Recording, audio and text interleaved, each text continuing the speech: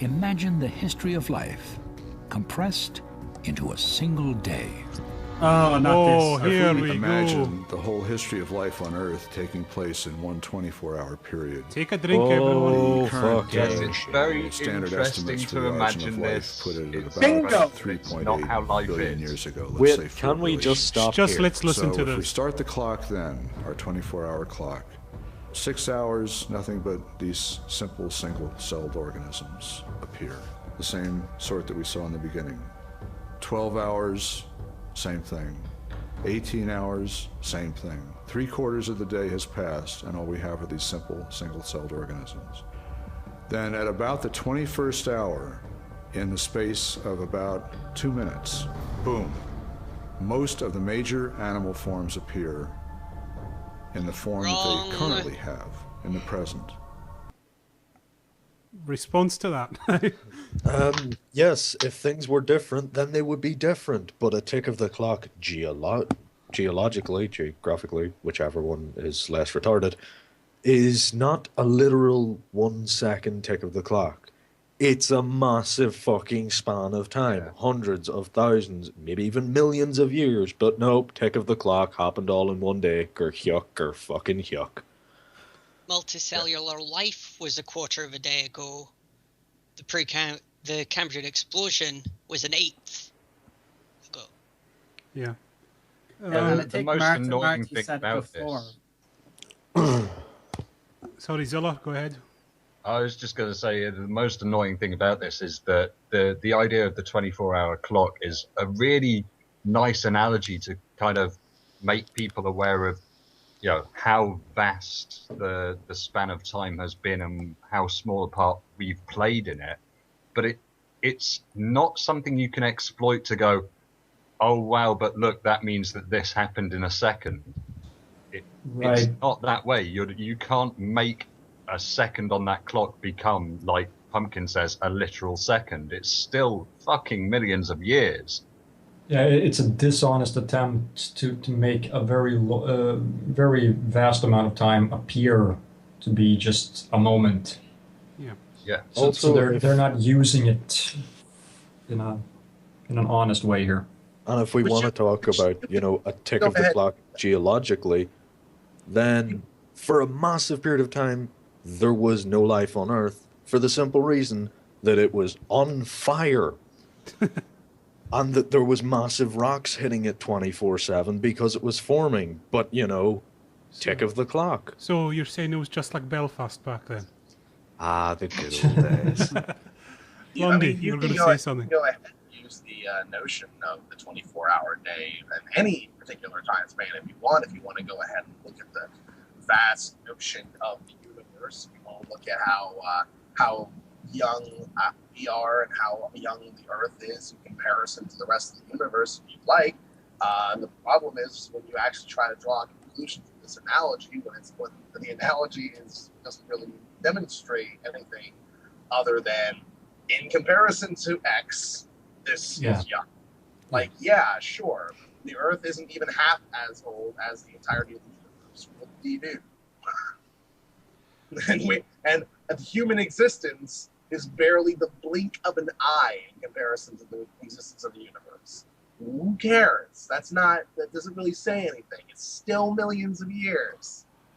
Yeah. Lundy, just one thing. Can you either turn your mic up a bit or go closer to it? It's just you're a little bit quiet when you're talking. My mic got knocked off and I didn't even notice. All right. You had a rage and you forgot about it. All right, we'll let Lundy sort that out. Shall we carry on? Huzzah! Do we have to? Yes. Yes. And we're 30. I'm on my third can.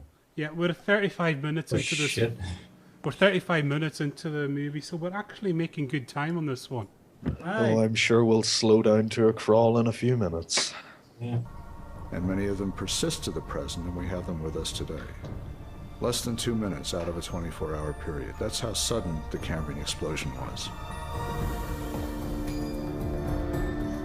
Since Darwin, excavations on every continent have revealed the magnitude of the explosion of life, an event that was clearly global in scope. Most recently, several discoveries in southern China have fascinated science and deepened the Cambrian mystery.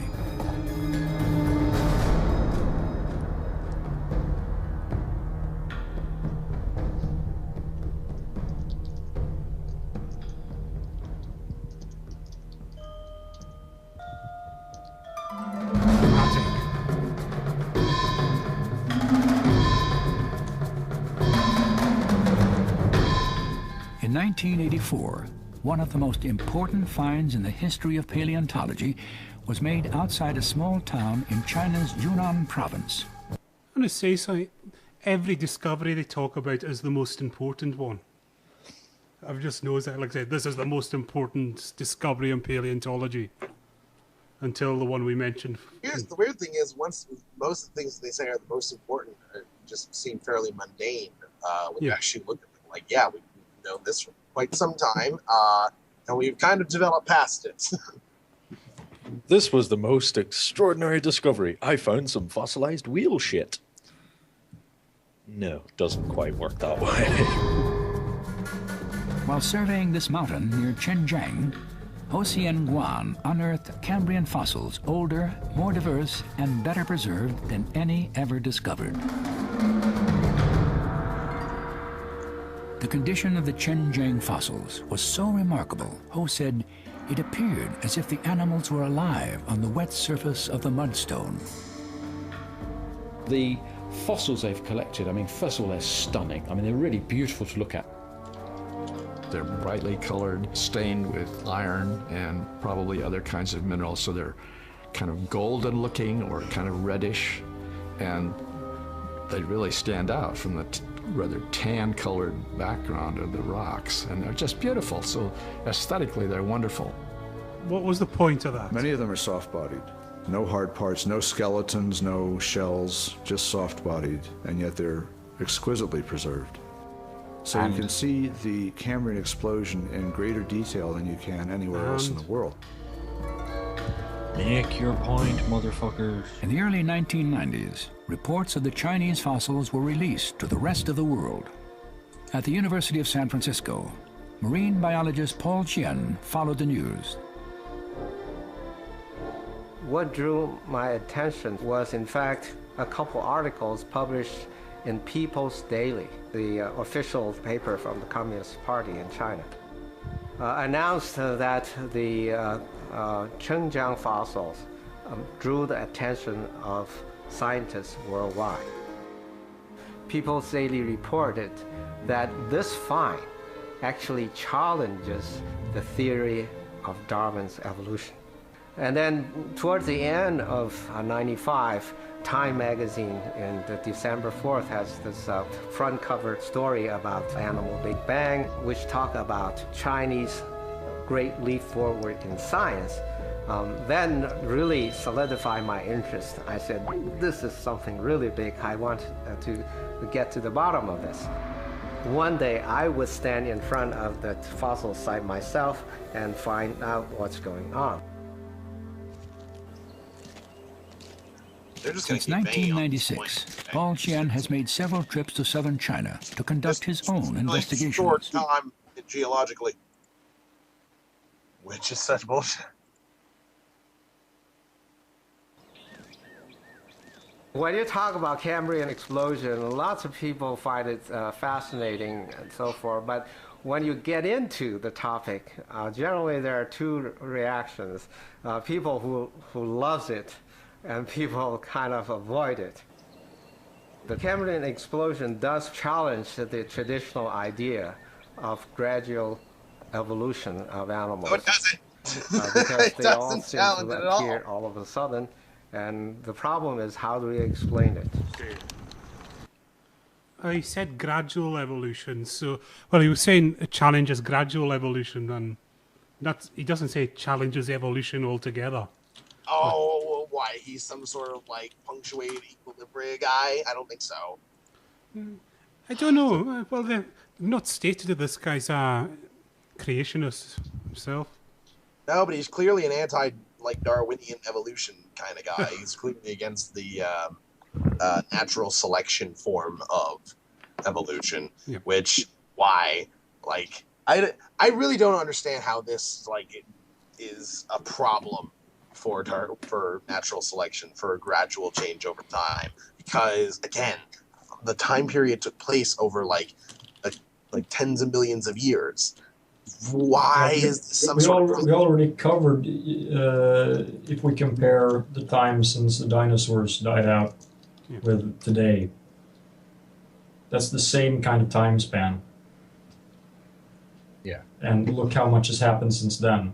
And this would have happened in a time when there was virtually no competition. So any way you could exploit anything different, There's actually you had a great advantage because there was nothing else exploiting that niche.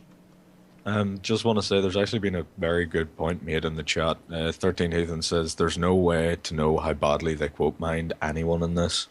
So these guys could be making actual well-reasoned thoughts, and it's just being ripped to shit. Mm-hmm. Okay, carry on. I mean, Christian like propaganda films have a history of taking people that they interview out of context. So it's very difficult to actually know whether or not the people that they're interviewing actually are creationists, or if they're intelligent design advocates, or if they're just trying to introduce something that's interesting. What's the difference? But even better, like you say, there's the thing with these Christian apologist films is they're very dishonest in the way that they interview people as well. They produce polemics like of Michael Moore capability, whereby they just say, right, we're going to make a film. They ask a few people a few questions and then edit it carefully to splice together to be what they want their film to be about. But if they actually went up to these people and interviewed them and said, what do you think about this idea? Then they'd get the answers to the idea that they're trying to promote in the film. But they don't ask them that. I mean, the principle that's coming out, they've done exactly the same thing with the astrophysicists in that. None of them got interviewed saying, what do you think about geocentrism? All they've done is splice together a few cleverly put together questions and then put it together in a film to say, look, therefore geocentrism. Wait, wasn't there a moment in, it might have been The Principal or another film, where they were interviewing someone? I think it was the Banana Man himself was interviewing someone, and he was trying to ask questions. The guy says, have you done any research on this? He says, well, I'm doing it now. It was told him to get the fuck out. I think it's when he interviewed... Evolution versus God. No, there was another one recently. He was interviewing a geologist. Noah, I think. And he was going on... And he was saying, do you think that the fish came down on comets? And it was so bad that they actually had to put subtitles saying, we're talking about the ingredients of life, not literally fish. Said, no, you said, did fish come on comets? I think the point is... that is hilariously stupid.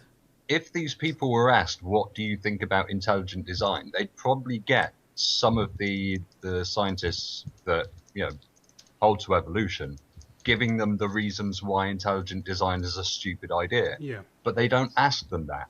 Yeah, they'll and they're ask not them honest and upright with their intentions of the film in the first place. Yeah, and then they ask them loaded questions and re-edit it. Yeah, they'll ask them something like, is there problems with gradualist evolution? And then the guy will say, oh yeah, there's lots of problems with that. And then that's the segment they want. It's simple things like that they do. It's pure polemic. It's not a documentary. It's a polemic. From the chat room, Squiggly Pig actually brought up something that I was going to bring up. This is very similarly to how this anti-AIDS movie that was produced a few years back interviewed a German virologist about AIDS.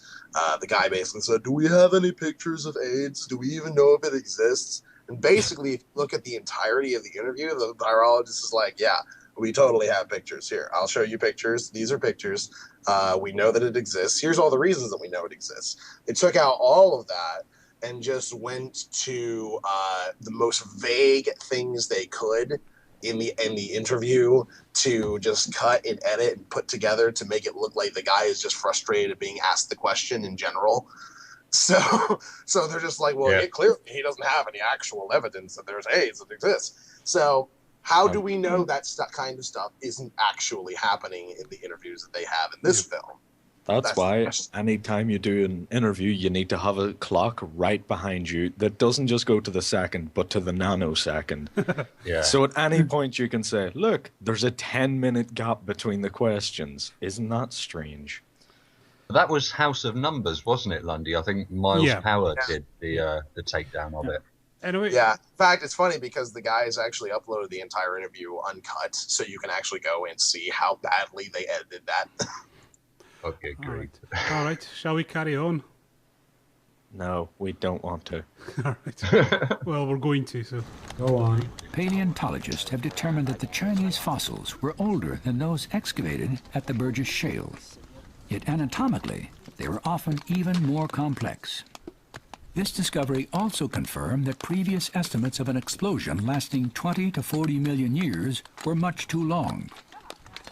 The time period that we figured it took the animals to be established in the ocean in those days took probably 10 million, 5 million years. So I just wanted, what are they defining as more complex? Yeah.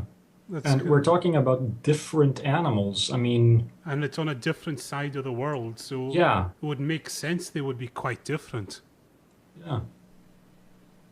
I don't see the problem. This is truly an explosive event in the scientific terms. What we are seeing is a quantum jump. And this quantum jump has no explanation. Where's Scott Bakula? Come on, Marty. They use the word quantum. Have at it. Clearly, they're actually referencing quantum mechanics here. Instead of just using big sentences words. Come back to us, Marty. Come on, come back. Don't go into the light. Come on, speak. Okay. I have Norwegian alcohol to tempt you. Okay, I'm fine. You gotta love when they just use like big sciencey sound. Yeah. Just trying to sound like you're talking about. Are you with us now, Marty? Yeah. He's come back. Fear not. Is somebody running the sink or something? I thought someone had just went for a shit. Marty just tried to flush his laptop. No, that wasn't me. All right, let's carry on. The Cambrian explosion was so short that it is below the resolution of the fossil record. It could have happened overnight. What? Fuck off. That's just... Kitch, that's just gibberish he just spoke, wasn't it? So I kind of like missed half of that. I think I had a stroke, but could it can't be repeated? He said the Cambrian explosion is below the resolution of the fossil record. It could have happened overnight. Kitch, can I assume that doesn't make any sense, that statement? From what I can gather, he means that they can't tell how long the Cambrian explosion was, which in this film, I'm pretty sure, have they said in this film how long the Cambrian explosion actually was? They made they said they've made analogies about it, so they I think now what they said was 5 million years, which is bullshit. 5 to 10 or something, but it's a hell of a lot more. But that's still not below the resolution of the fossil record. So what does that even mean, though? Below the resolution? They're talking about temporal resolution rather than visual resolution. Yeah. For a second I thought it was like what they're saying is that 5 million years. Let's just go with that.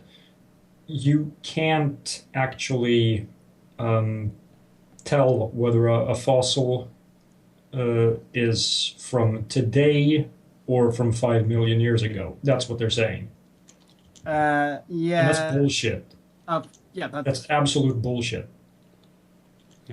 Yeah, you can date these things. You can find out the age very reliably with several different methods. But not carbon dating, Kent. There's no fucking carbon in it. Yes. Okay, carry on. So we don't know the duration of the Cambrian explosion. We just know that it was very, very fast. You said earlier you knew the resolution. You gave an analogy of it, you know. They kind of shot themselves in the foot a little bit here, because Yeah. using their logic, we can't say that it happened overnight either. And like, if you're going to say, well, we can't really know how long it took, you can't just insert, but overnight, we'll go with that. No, you can't do that. You don't have the ability to do that. No, but that goes against what you just said. But earlier they clearly stated wait, well, Lundy, are you saying that an argument from ignorance is like a fallacy or something? I'm saying an argument from ignorance to that magnitude actually goes against your argument. Like, you can make a fallacy that doesn't help your argument, but to actually screw your own argument up using it, that's pretty good. That takes some talent. That's almost argument from stupidity then. Yeah. No, that's argument from concentrative retardation. All right, carry on now. Yes. The yeses are getting more strained all the time. As the interval of the Cambrian explosion is compressed, in other words, as the time available shrinks, the challenge to evolutionary theory grows, because the differences in form that have to be constructed very rapidly are much more dramatic. Stop. But yeah, that's a very interesting. Constructed. I'd even just like to point out the fact that this is kind of pointless speculation. Yes, if you compress the time that this occurs, would be a problem to gradual evolution. And if you compress it down to a ludicrously short amount of time, say, I don't know, overnight, yes, that would be a big problem. But here's the thing. Nobody is narrowing the time that this had to have taken place. Nobody is doing that. So it's just pointless speculation. In fact, I'd even say it's blatantly being dishonest, because it's given the sense that, yeah, no, this is actually a lot shorter than people have thought. But they haven't said. It's what's the phrase? They've said they're saying it without saying it, so they can say, "Oh, we didn't actually say that this timeline is shortening. We're just implying it." It's just dishonesty, and I'm pretty sure that the next sentence probably is going to be ending up, oh yeah, no, the Cambrian explosion is actually a lot shorter than we think it is. They're just going to flat out say it and just undo that kind of gesture of goodwill that I'm kind of extending to these people. Okay. It's going to pose a real and I think fundamental challenge to evolutionary mechanisms. From what I saw, the Chinese scientific community as a whole seemed to be rather progressive around this. They are convinced by the evidence that the Cambrian explosion is real. And they see arguing with that? it's a challenge to the Darwinian theory. No. They're honest about it. Therefore, they are thinking about how to explain this outside of the Darwinian thoughts. Yeah, that's what you do. What? Why is this news to this guy? Yes, yeah, can't be explained by Darwinian means, so they're finding another mean. Yeah, if you can't find something that fits a theory, you try and see if it fits another theory. And if that doesn't work, then you sit and wonder what the fuck's going on. You read into it as much as you can. And eventually, you'll either find out it did fall into this theory and I overlooked something because I made a mistake. Whoops, we all do it. Or you say, fuck it, it's a mystery. I'll leave it for someone else to figure out. Yeah, and then, as if Darwin did when he said, oh, here are the problems that I'm having. He even fucking realized, I'm going to have problems with these. I don't have either the time, money, or influence to pull this off. I'll let someone else have a swing at it. But oh no, that makes him a bad person. Get the fuck out of here, shitty producer, cunty bastards. can I just also point out, maybe Mortimer might correct me on this, but it's kind of like saying that the Newtonian version, that we should throw out gravity because the Newtonian theory isn't correct. Right. Based on, was it the orbit of Mercury or Venus? Yeah, Mercury. Mercury. Yeah, it's the exact same thing. They're trying to find a new explanation, but that doesn't mean that we can throw gravity out the window. Right, it means that gravity doesn't work exactly as Newton thought it did, and evolution doesn't work exactly the way Darwin thought. No one's saying that it works exactly as Darwin thought. Funnily enough, the theory has advanced in the past 150 years. And no doubt that the theory that's the current theory, there's going to be problems with it. We don't know the full picture. It's going to be modified further in the future, but it's going to become more accurate because, science is great like that. Right, shall we carry on? Sure. No. Okay. No, we mustn't.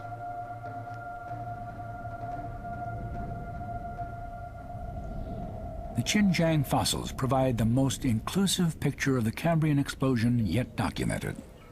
And directly beneath them, in Precambrian shales, another chapter in the history of life is written in the rocks. There's another amazing find that's been made in China. Paleobiologists have discovered little tiny microscopic sponge embryos in the layers of rock just beneath the layer that documents the Cambrian explosion. These embryos were soft-bodied animals. Some fossilized 60 million years before the Cambrian explosion. They're eggs and embryos, which are preserved in thin crusts of mineralized material, a phosphatic material, on ancient seafloors, which Oh my God, suggests that fish the were having chemistry abortions. of the seawater in those days was somewhat different than it is today, because this method of preserving fossils disappears during the Cambrian, and it's not around today. So we're lucky that we have these thin crusts with little tiny fossils in them. This is highly significant because one of the most popular explanations for the missing Precambrian fossils is that the Precambrian animals were too soft and too small to have been preserved. This music. Kitch, do you have anything to say about that, what they were just saying?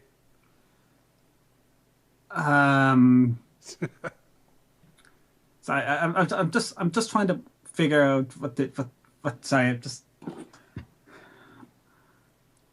I'm trying to figure out the point of what they were actually... Yeah, so am I. I'm just confused because they said something about, embryos and soft things, and all I can think of is fish abortions. And yet, even though they're saying that, and they're saying, oh, well, this proves that some people believe that before that there were soft-shell organisms. Yes. Get to the fucking point. Is all I can think. Well, what I don't get is, so what? Okay, let's say evolution, as we currently understand it, cannot explain this. So what? That indicates that the theory is incomplete. Well, newsflash, we already knew that. Yeah, yeah, but I just want to ask. I just want to ask, how does this actually prove anyway that there is some sort of intelligent designer behind any of this? Isn't this the kind of the point? They haven't even made that point, so I'm sure they're getting to that. Yeah. I don't even think they're getting at a point anymore. I think they're just saying, look, there's something that they weren't expecting. Jesus, yay. Yeah. I've just given up on this fucking film. Since I think they have as 1989, well. Paul Chien has studied fossil embryos and helped develop techniques to analyze their structure. By treating with acid, you can actually Right, thank and you isolate always, the embryos, Miss and then you get or whatever the hell that's round supposed to say. pebble-like Wait a or minute. sand. Propose an alternative scientific explanation or fuck off. Why did Exactly. Why did he just pick stuff apart with his wee pencil thing and then shake it back together? Because science. Because he's got a lab coat on. Yeah. He's got a lab coat on. He's I'm sure he he's also Asian. sells used cars. I'm pretty he's- sure you wouldn't use a pencil Yeah. to break apart specimens. Plus, he's Pretty sure you'd use something like a tweezers Yeah. or something like that. and like I say, he's an Asian dude. He's doing science, so it's got to be legit. I think. I will offer him props though. I do like the power film in the background. Yeah. That is something I do enjoy. hand grain Random nerd samples. And then we look through some tiny little ones, larger ones up to 1 millimeter in size. And we found about the range between 500 and 800 micrometers. We have mostly sponge. And then I start breaking up these balls and try to start looking inside. And with the help of electron microscope, I was able to see the detailed subcell structure within these embryos. Jian's work on these fragile remnants of Precambrian life raises an important question. If these lower strata can preserve an embryo, if they can preserve a soft microscopic embryo, then why couldn't they have preserved the larger ancestral forms that supposedly evolved into the Cambrian animals? In other words, if you can preserve something as fragile as an embryo, why couldn't you, in the same strata of rock, preserve the immediate ancestor of a hard-shelled trilobite? Because So then we'd the idea expect that to the see the fossils of every single living creature that ever existed, surely. Because they were in the area where they got fossilized. Yeah. I mean, a cat dies in a field. What happens? Its bones are scattered everywhere. A cat dies in a bog. Why the fuck it was in a bog in the first place, no one knows. But if it dies there and sinks into the mud, it'll be better preserved. Not everything dies in perfect conditions. Otherwise, you'd be fucking tripping over dinosaur carcasses on your way to work every day. Fossil record is too damaged to provide us with at least a general picture. That idea just doesn't wash.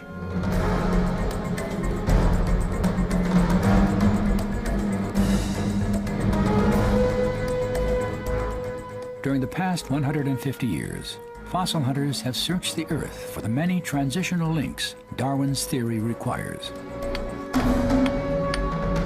If I And we sent you found on a them. treasure hunt and said, what I really want is this, you're going to go out and look for this, whatever it happens to be. Well, if you come at the fossil record with a Darwinian expectation of an abundance of transitionals, that's what's going to get you a professorship. You find those transitional forms.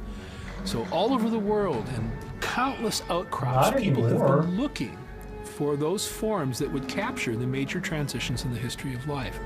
They have And they found them. Hey.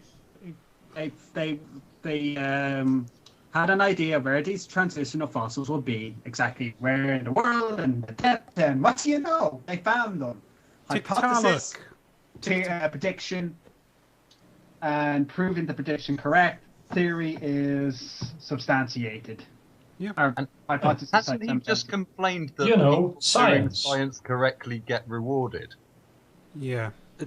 That's very heavily hinted at the conspiracy there. Like, oh, if you find the transitional fossils, you get a professorship.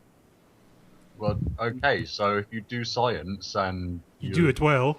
correctly, then you get a professorship. Fine. But the way he makes it sound, Yeah, it's but like... also the whole professorship thing. We're talking about doing something that has been done over and over and over again. It's not impressive anymore to find a transitional fossil. Yeah. It is almost like he's saying, if Farmer Bob heads out into his field and finds a transitional fossil, then fuck, now he's a professor. No, not exactly. Well, the way he's saying it is, Yeah, if it you sounds find like the, it. Yeah. yeah, it's heavily hinted at the very least. At most, you'd get a nice paper in Science or Nature, at most. Exactly. But you need to be doing some really good science and at it for a long time and build up a good reputation to become a professor. It's not just one fluke result and bang.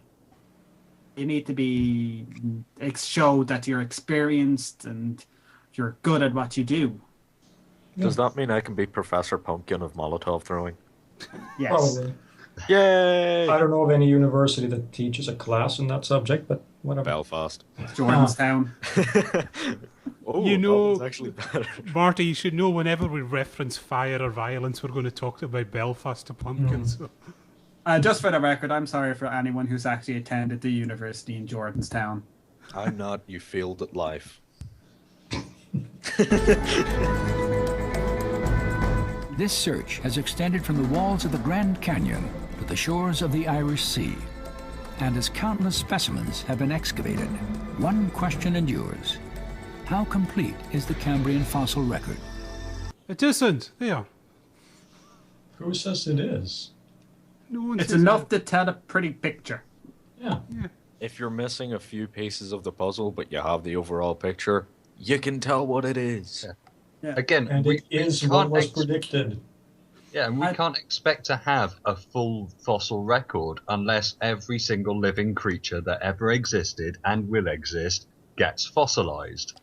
Yeah, the fossil record at the moment shows a pretty clear picture. We're hardly expect to see from humans, from early apes to humans. You know, sorry, I can't remember the names of them, but along the line we see a unicorn. It's hardly going to be something that dramatic. It's going to be pretty much simple and predictable, the China change we're seeing. Also, And if we're there's missing one- one or two, it doesn't really matter. But There's if we do one- find a unicorn, then fine. Yeah, And- that'd be pretty sweet. Brilliant. But there's one thing that I've actually just been thinking of, which is in terms of where things like to live. Humans, we like places where it's not boggy, where there's not going to be something that there's not going to be landslides that cover us and perfectly preserve us. We like living in stable, happy environments where plentiful food. The environments that are most likely to leave the fewest fossils. Mm-hmm. Is it hard to believe that animals in the past would have preferred areas where there was more food, more traffic, more things that could scatter their bones? Just a... I think the Cambrian fossil record is surprisingly complete. I think it may be more complete than we realise.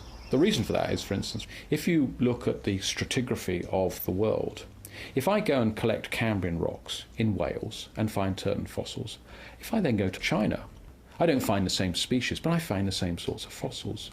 If I go into Carboniferous rocks, I go to Canada, they're the same as what I find in this country. So there is a clear set of faunas and floras which take us through geological time. Yes. The overall framework is falling into position. Okay. There's no question that if you dig and sample more, you're going to find new kinds of fossils. But generally speaking, the fossils that we find fall into groups that we already knew about. When you see that, what I think nature is telling you is you've got a pretty good sample of the history of life on Earth. No, wrong. Well, you've got a pretty good sample. Yeah. You But don't it have a also complete tells you picture. maybe that now that we understand how fossilization happens, obvious conclusion is the animals we're finding were in condition. So we're good for and we've missed a hell of a lot, sadly. Yeah. Isn't he? Did you notice how they were desperately trying to avoid saying the word kind? Yeah. Yeah. I imagine they had to do a couple of Because takes they're for not creationists. He seems to be getting Except they somewhere are. close to the idea that because we find fossils in one region that at the moment is on a different part of the planet to another part of the planet where we find similar fossils, then there's a problem. Has he not heard of plate tectonics? Yeah. Well, they did, because Probably not. Creationists don't believe that. Oh, no, wait, never mind. But no, they did. These aren't creationists. But they did speak about plate tectonics earlier, so. Yeah, that's true. But then Right. the planet Groups that moves, you the already had crust established shifts. I'm are not the surprised ones that we find capture things. the new fossils. To the paleontologists, the lack of intermediate fossils is well known. Some people still think that if you look long and hard enough, you will eventually find them. But I think most of the paleontologists that I have been in contact would not have that hope very high. They simply feel because that they we have understand looked that long and fossils hard are enough, rare. and that they are not there. They are not there.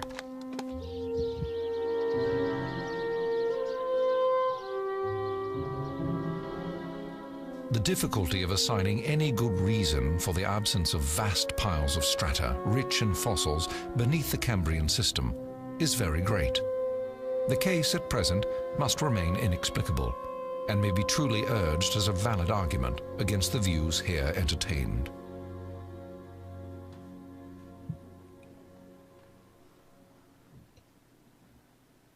Did I just miss a quote line? I'm probably. Please let it be finished. Please let it be finished. Bollocks.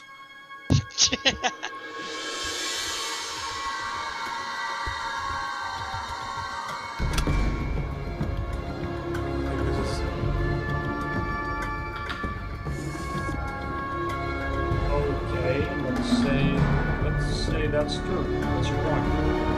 I have a feeling bad analogy coming up. Are we going to learn about railroads again? In 1831, 3 months after his first exposure to Cambrian geology, young Charles Darwin embarked on an expedition that would influence the development of his theory of evolution. As naturalist aboard the HMS Beagle, Darwin sailed to the Galapagos Islands, 600 miles off the coast of Ecuador.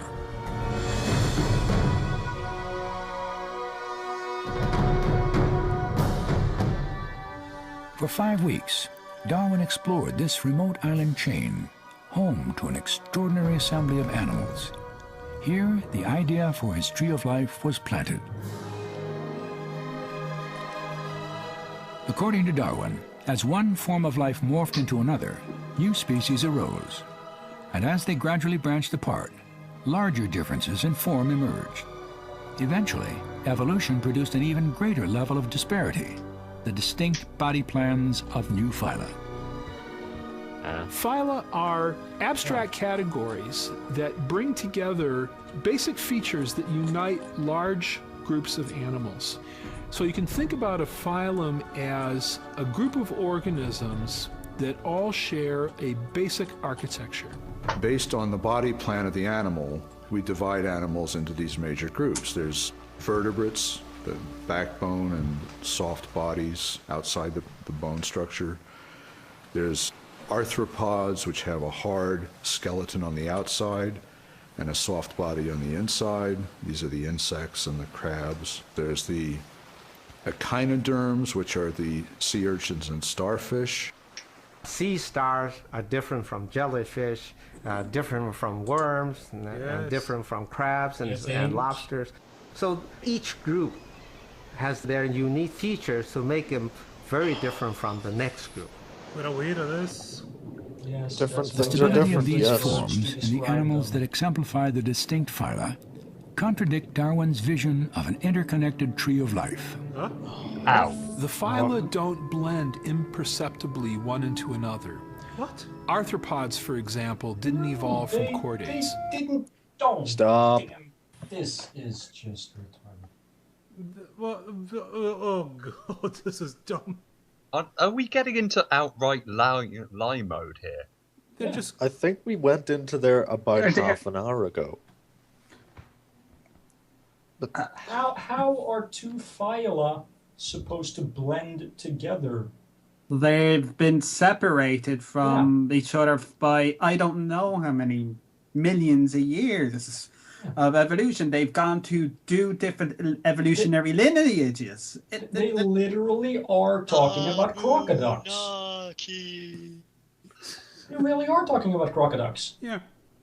Crocodiles. Woohoo. Crocodile tails. Woohoo. No, that doesn't work. Somebody get on that. We need a crocodile tail. Right, shall we carry on? Get into this. Yeah. Mollusks aren't the offspring of sponges. Instead, a phylum is in effect as different as it can be from another phylum. That's why it's a phyla. Yes. Fuck me. That's why we categorize them like this. Yeah, it's That's just the most. This is basically someone saying, well, a horse is very different from a starfish, therefore evolution is a lie, God did it. I think at this point the movie makers just went, fuck it, let's just go full on stupid. Why were they talking about mollusks and sponges and showing crabs? Because they're stupid. Given the level of science they've shown so far. I can almost guarantee what happened. As soon as they got to this part, they got their last paycheck, and they were like, yeah, thanks, no, we'll definitely work out those last little bits. Fuck it, get some stock footage, get a narrator, do some bullshit interviews, I'm going home. Yeah. I love they're really trying to play up the differences between organisms here. It seems to be their main game. Yeah. But none of them are ever pointing out the similarities between, organisms, their various body plans, their developments. Well, and notice they haven't mentioned those 3 letters, DNA or genes, anywhere in this. No. But what's my favourite kind of similarity between a lot of body forms is from the Colomata, which, again, if anybody's seen Aaron Ra's fundamental, foundational falsehoods of creationism series, we're all Colomata, and so is pretty much every vertebrate and a lot of other life forms on Earth. We all develop our arsehole before we develop our mouths. There are these similarities in our development and I think our the narrators body of this plans that go on, that they're just missing out completely, and they're just going, "Look, a horse is different from a dog, therefore God." But I think there's a slight difference there, because what you're saying is our assholes develop before our mouths. Clearly, the narrators of this film, their assholes are their mouths, because there's a lot of shit coming out. And they clearly do. Well, we could go into arseholes and elbows right now. There's a joke in there for this as well. Oh, there's many jokes in here, but I'm just too pissed off to make them. So, how did these differences arise? If one reads The Origin of Species, it's clear that Darwin's caught in a bind. Natura non facit saltum. That was Darwin's famous Latin phrase, which means nature takes no sudden leaps. In fact, Darwin went on to say that if you found evidence of saltation, of sudden appearance in the fossil record, that would be something like evidence of special creation. No, he didn't. There we go. Quote mine. I don't think he ever mentioned special creation, Darwin. And I'm also fairly sure when he says sudden, he doesn't mean, overnight. And I'm pretty sure what Darwin said, if there was a sudden appearance, it would be a problem for what he was proposing. Yeah. But sudden doesn't have to mean we can't find anything it came from. Yeah. Sudden would mean, like, if you could demonstrate that this thing just popped into existence all of a sudden. All right. Yeah. Then that would be a problem. All right, we'll carry on. Sure. One of the most striking examples of a sudden leap in nature is evident in the number and stability of new animal body plans that first appeared during the Cambrian explosion. One of the other remarkable things about the Cambrian explosion is that a huge percentage of the total number of phyla that have ever existed on we Earth get it. There was a lot of shit that came out at once. What the fucking doodah?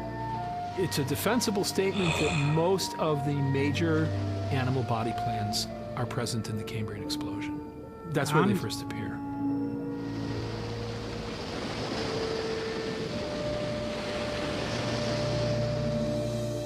Imagine a graph, if you will, of the appearance over time of phyla.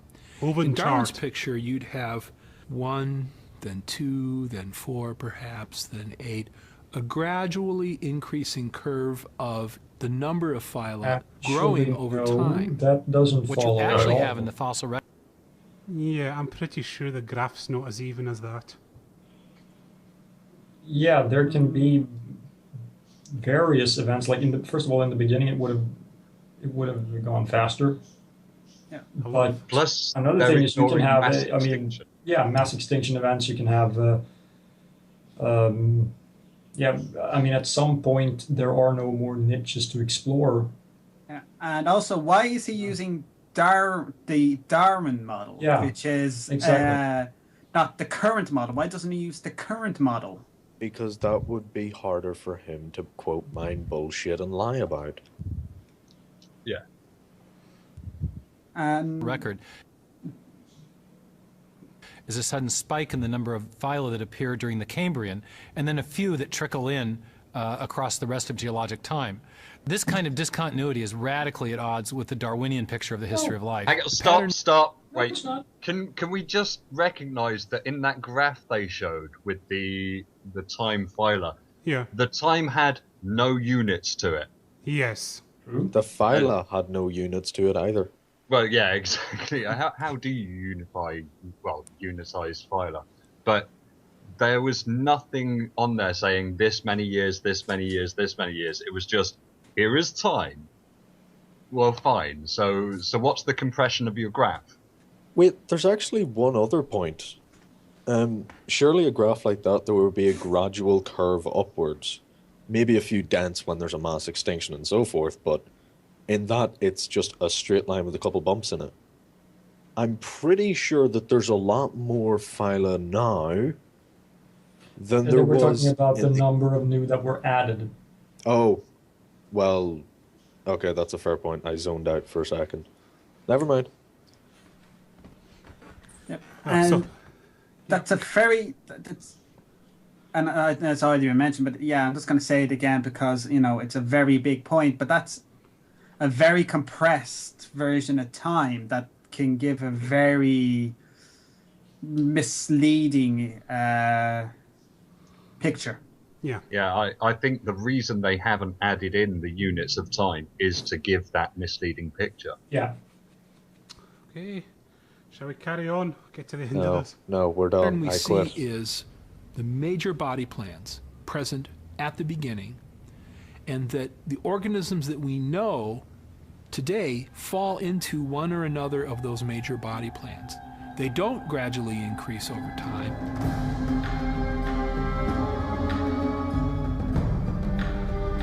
Right, because evolution on that level doesn't happen. Evolution is species evolved from other species. We don't suddenly get a new phyla. Yeah, and also, wouldn't that actually follow the tree of life thing? You start off with one and then... Yeah.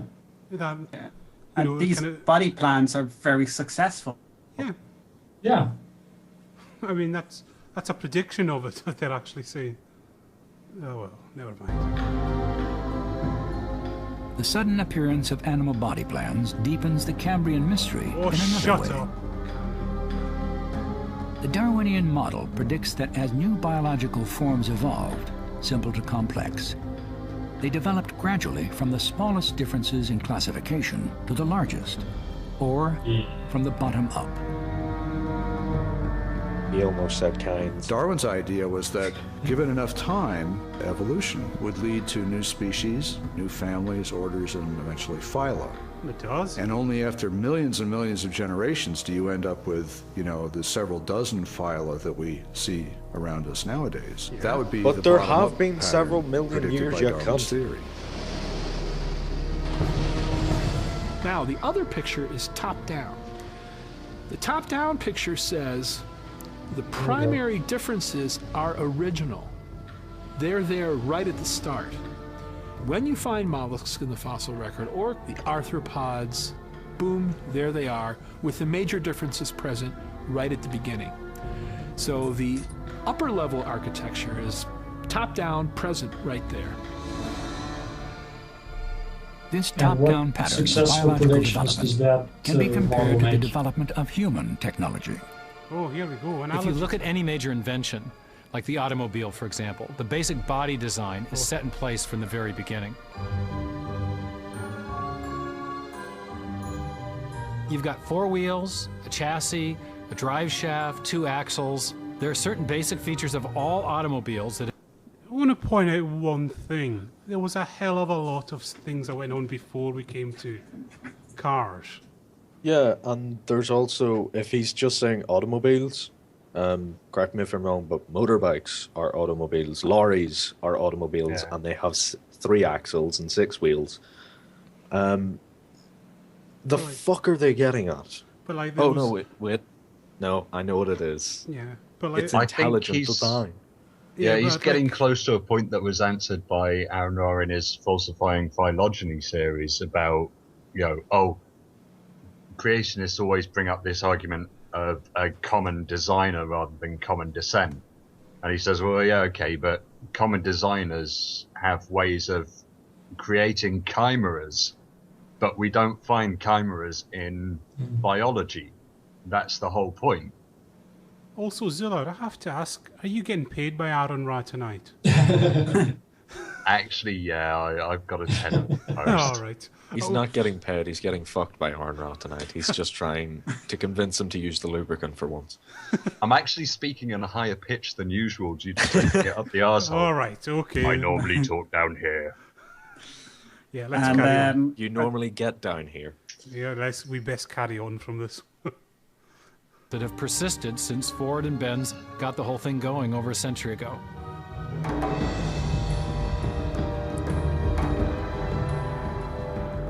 In the decades that followed the introduction of the automobile's basic framework, designers and engineers have created thousands of Oh, variations come on on. the original How theme. can you do a But propaganda regardless of documentary differences in without size, mentioning color, and Volkswagen? chassis design, the foundational body plan remains consistent to its original form. And an interesting thing about the fossil record is that there's a similar top-down pattern evident in the history of life. The basic body plan of the arthropod phylum has a segmented torso, jointed legs, and an exoskeleton. Yes, all that's of which why we arose put suddenly them in at the beginning same of the Cambrian category, explosion. you And today we imbecile. still see the continuity of this original plan, this foundational idea, in over 1 million species of animals. This top-down pattern looks nothing like the predictions of Darwin's theory. How? Talking about. Wait, no. Wait. They have even admitted that in the earliest times there was pretty much nothing but bacteria. I'm sorry, did bacteria look like a fucking horse? No. It That'd be did. bacteria. I love to study. I would actually be fairly interested myself. Yeah. But you don't just go from nothing to, oh, here's the framework, and now we will just make minor modifications. No. You get the minor modifications until you get the final product. If that makes any sense. I've given up and just resorted to alcoholism again. Yeah. But these body plans are very successful, so they wouldn't change too much anyway. And what did they expect? Just to see just random variations of just... I'm not too sure what they are expecting to see. And if we are going to go back to the car analogy that, oh, they've always been the same, the best one that I can think of is the Reliant Robin, a car with 3 wheels. There have been plenty of cars that have had 2-stroke engines, which were utter fucking failures. Yeah. There are cars that are front engine, rear engine, mid engine, supercars, fucking family hatchbacks, the whole shit. But also, you got to remember, in early days of automobiles, there was a real weird array of designs they went for trying to build the things. Mm-hmm. And then And they found one that generally worked, and that seems Yeah. to have stuck. Wait, actually, if we take it away from cars and move it to planes, the early planes were all, balsa wood and a bit of canvas. And they always had all these weird things with like moving wing attempts that didn't work at all. Yeah, and a lot of them were at least biplanes. It wasn't for many, many years after World War II, I think, that they actually started to figure out that monoplanes were more maneuverable. Yeah. So, All the early jet designs would have been monowing. yeah, that's but you know what I mean. Like, fuck off with your damn history Even knowledge the early jet science, you designs son of were a bitch. very, very different, though. The early jet designs had loads of different changes, from delta wings to swing back wings, everything. right. Yeah, thank you, Zilla, for sticking up for the drunk guy. Yeah, I'm with you, Pumpkin. Just Alright. give me that bottle of whiskey, you bastard. I've Let got me a, eat your puppy. But what I want to know is he's just said this all contradicts Darwin, and he's just blanket asserted that, and he's not substantiated that comment in any way. yeah. Oh. We haven't heard from London in a while. Are you still with us? Yeah, I'm here. It's just, you know, I'm usually... So here's the thing. One, they've been repeating themselves a lot, and I just don't feel like repeating the same, like, rebuttal over and over. And two, a lot of the things they're talking about is very, like, it's engaging in the finer points of the scientific part of the debate, and as you guys know, that's not my forte. So I kind of leave that to the rest. All right. We shall carry on then. Yep. No. Darwin's theory is that there's a tree of life where you have one organism diverging into many other organisms and big differences appearing at the top. Does a Actually, technical that's point? Linnaeus. What we really... Darwin. It's not one organism; it's a population. Yes. But True. you know, that's kind of like nitpicking. In this film, is just I don't know. Also, pointing out there's a scratch on a car on fire. yeah, and one thing that may be a bit more relevant is he said that you would see major changes. No, you fucking wouldn't. You would see small changes over time, but if there's a big enough gap between two fossils in the fossil records or even in the Tree of Life, two species that you see, then you're going to perceive that there has been a massive change. Mm-hmm. Yeah. And also, it's also dependent on the environmental conditions at the time. If there's a drastic shift, you're going to see a bigger increase in the evolution of the populations there. Yeah. So it's not like evolution is a constant, goes at a constant rate. It speeds up and slows down in response to environmental conditions. Is I get this from one. here up. I do too. This does not exist in the fossil record. If I were using a botanical illustration, it would be a lawn with separate blades of grass sprouting independently of each other. And those would be the phyla.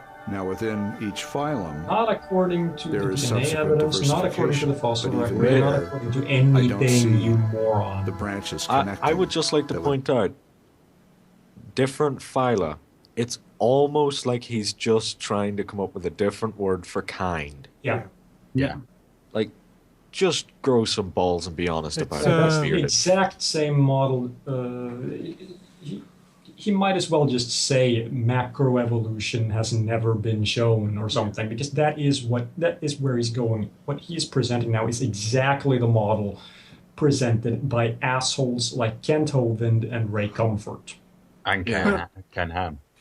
I'd almost respect him more if he had the balls to fucking squeeze the words out of his fat bearded face and just say kinds. Would make them a tree of life. Darwin was caught in the grip of a deep dilemma. The fossil record showed him one thing, his theory told him something else.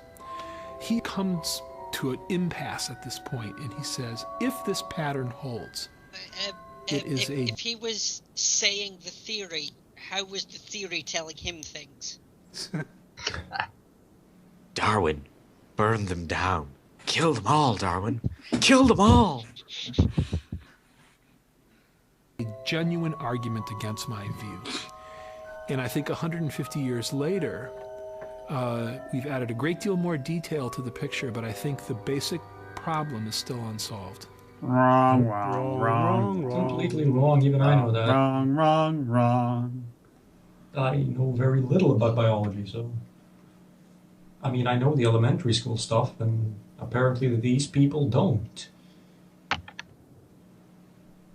We've kind of added a lot to what we know about early life on this planet. And yeah, the problem for Darwin's not so much of a problem anymore.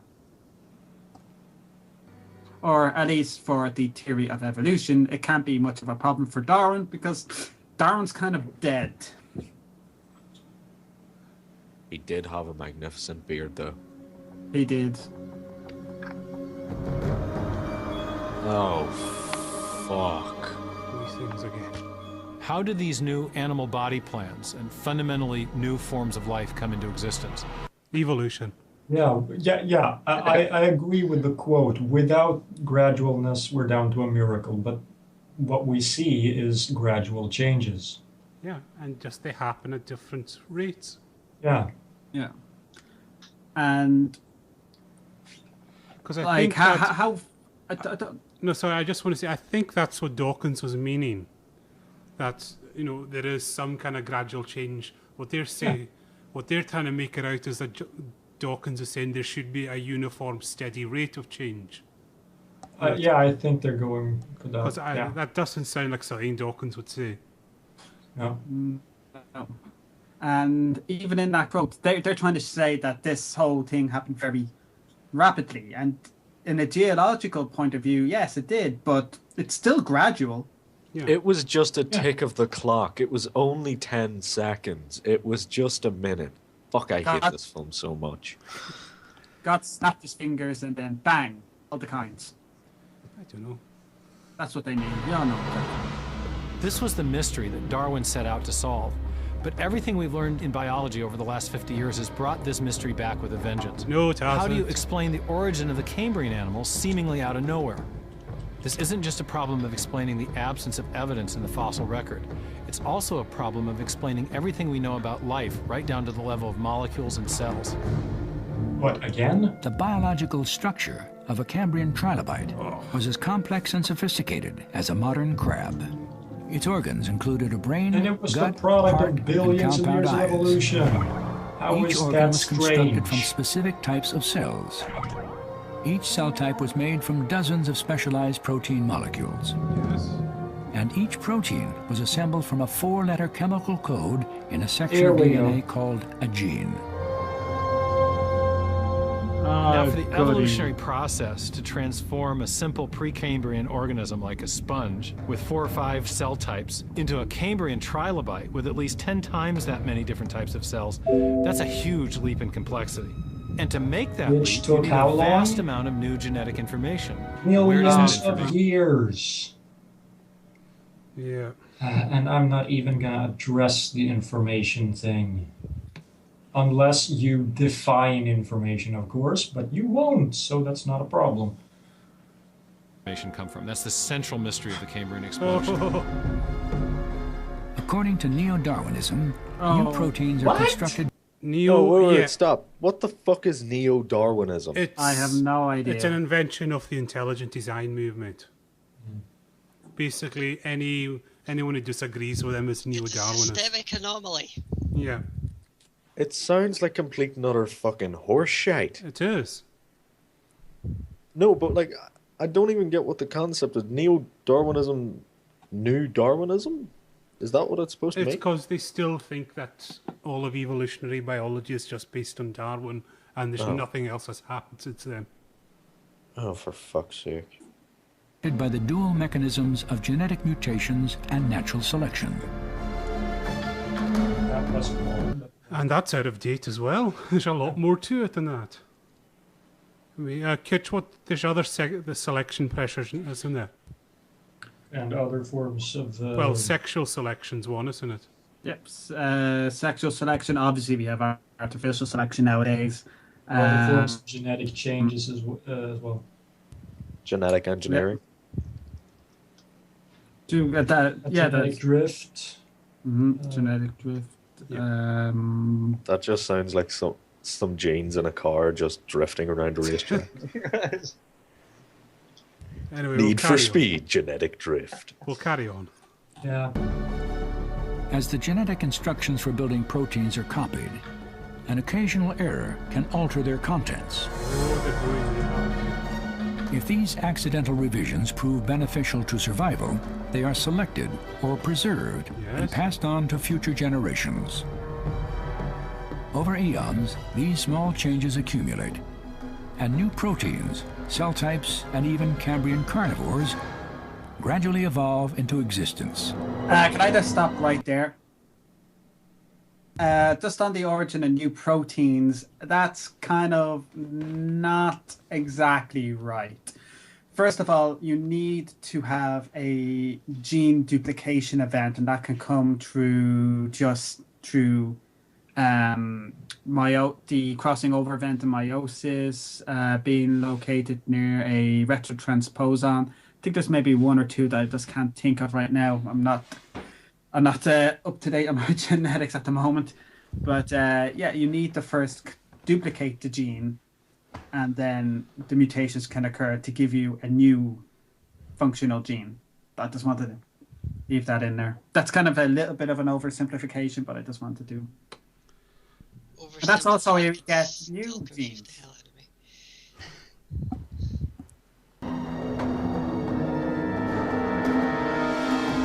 Richard Dawkins, the famous Oxford evolutionary biologist, has illustrated how the Darwinian mechanism works using a metaphor he calls climbing Mount Improbable.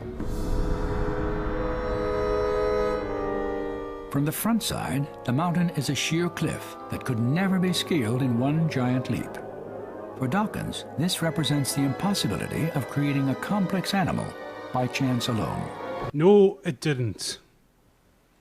I think Dawkins used that specifically for creationism, didn't he? Yep. Yeah.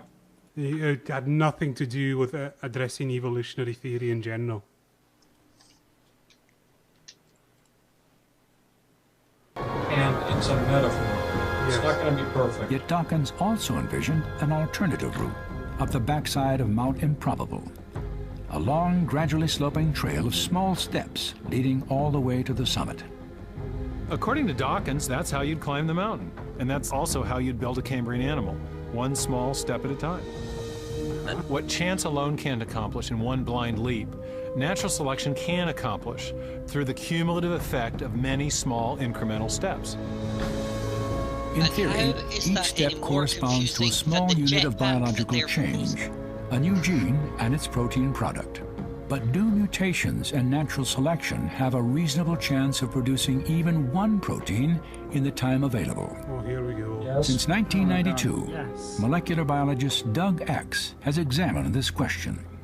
There's a story that's being told, and there's a appeal in the case of Darwinism to random mutation and natural selection as being, in vague terms, the mechanism. But if you look at the detail, what kind of mutation can accomplish these transitions? And there, it's important to realize that the one area where we can really nail this down is at the single protein level, where you can actually measure it. And if you look at protein structures, to get a substantially new protein fold is prohibitively difficult. Kitch? I'm just trying to work backwards from the base, just the basic error, and that I'm just actually trying to understand what he's trying to say here. That the error, to get a mutation to create a significant change in the protein structure is difficult. Yeah. Yeah, but it doesn't have to be a dramatic change in one mutation. It just has to be a subtle change here, and that will build up to give you a new protein structure. This is, by the way, just completely off the cuff, so again, take anything I say with a bit of salt. But I'm sorry, I'm just not seeing his point here. That one mutation doesn't create a drastic change of proteins in the protein structure. That is true, but it also could be very, very bad. Yeah. Most of the time, if you drastically change the protein structure, you're going to alter its function so drastically that it can no longer perform. But you can create it's small subtle change that could change its active an enzyme's active site, so it can be a bit more flexible, or it could be a bit more active, or can recognize a new target, a new substrate.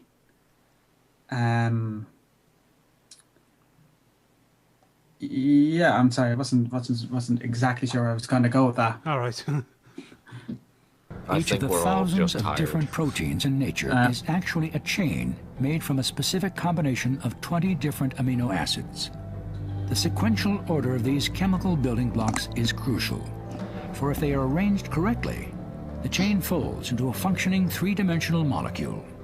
But if the amino acids are incorrectly assembled, no protein will form. Or, sorry, if I could just interject here, or if you replace one amino acid with a physico-chemically similar amino acid, you'll get the same result. But what if it's right-handed? You're going where I think you're going. Yeah. Let's carry on. Poor Kitch has his belt down now. If proteins are indeed rare among the possible sequences of amino acids, what are the odds that mutations would stumble upon a functional combination of chemicals from the vast number of alternatives? To find out, Axe randomly altered the structure of an enzyme protein comprised of 150 amino acids. You've got the protein 150 amino acids long, then you've got 20 to the 150th power possible ways of arranging the amino acids. Out of all those possibilities, how many are functional and how many are gibberish? If you do the experiments and you analyze how much information is required to get, say, a new protein fold, it's just far beyond what you can get by random mutation and natural selection. How far beyond? Axe published his findings in the Journal of Molecular Biology. He determined that among all the possible amino acid no evolution can happen at all. Yeah. combinations, the probability of generating just one short protein by mutation is roughly 1 in 10 to the 74th power, or 1 chance in 100 trillion. Stop. If I could just assume here that what they're talking about is a basically they're getting the sequence and just mutating it randomly, you're going to get a new protein out of it. That is not the case. You're not going to get a new protein, or at least very, very, very, very, very, very obscenely rarely. What would happen is that you will have one protein gene, one protein coding gene. I'm just going to go with proteins because it's easier to understand. Yeah, and say. And it's easy, it's, you know, you have non-coding RNAs, blah, blah, blah, blah, blah. But you have one protein. It's duplicated in a gene duplication event, whatever. I've said it before earlier. The protein is then free to mutate. If the protein mutations that accumulate are, the protein is then free to mutate and create a new protein. It'll probably be similar, but as the organism goes further down the line and mutate, these functions can vary quite differently. Kind of just like mammals have started to diverge quite rapidly. Those genes can also diverge quite rapidly. So that's how you get the origin of a new protein. It's also how we got the evolution of nylonase. It was a gene duplication event. It's not like we haven't observed these new genes coming into existence. And we can see these proteins come in. And we can also cause these proteins to come in. For example, the citrase metabolism in E. coli, performed by, oh God, I can't remember the name of the researcher. Chuck Norris. I wish. Lemsky. Was it Lemsky? Yeah, Lemsky. Lemsky, yeah. We can see these things come in. I don't know why they're harping on this. We've never seen a new protein involved. We have. It's through gene duplication events. And I think I've kind of beaten that dead horse now. To put that in context, there's only 10 to the 65 atoms in the entire galaxy. So to build a new functional protein by selection and mutation within the time allowed for the Cambrian explosion, what you're essentially having to do is equivalent to a blindfolded man looking throughout the entire galaxy for one marked atom. So what we're talking about is search. You're assuming that it's chance alone acting. I dare this guy to try and learn about monopoles. I've just given up and started smoking. And we still haven't heard the definition of information, by the way. And it's positive selection and also negative selection. The ones that the mutations that work are selected for, and the mutations that don't work are neglected. They're left out. So and again they mentioned that earlier, and they're saying that it's just by chance alone this happens. That's because they change everything to suit their needs at the time without thinking back to 10, 15, or even 20 minutes ago, because they are fucking retarded. I don't think their attention span bridges 5 minutes. Like, I will admit, on many occasions, I have went off on a fucking spiel without really thinking about what I'm saying. Halfway through, realized, wait, I just contradicted myself.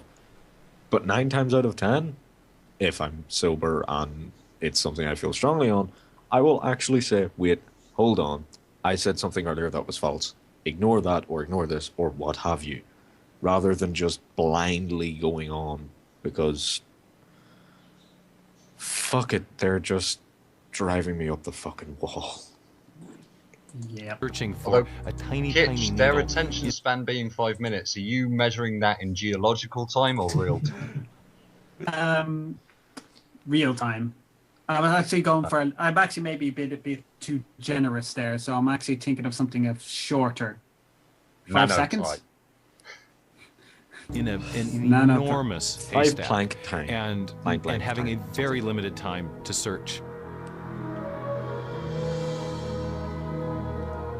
So, on the question of something like the Cambrian explosion, there does not appear to be any way that unguided random mutations can accomplish what needs to be accomplished to explain new functional proteins.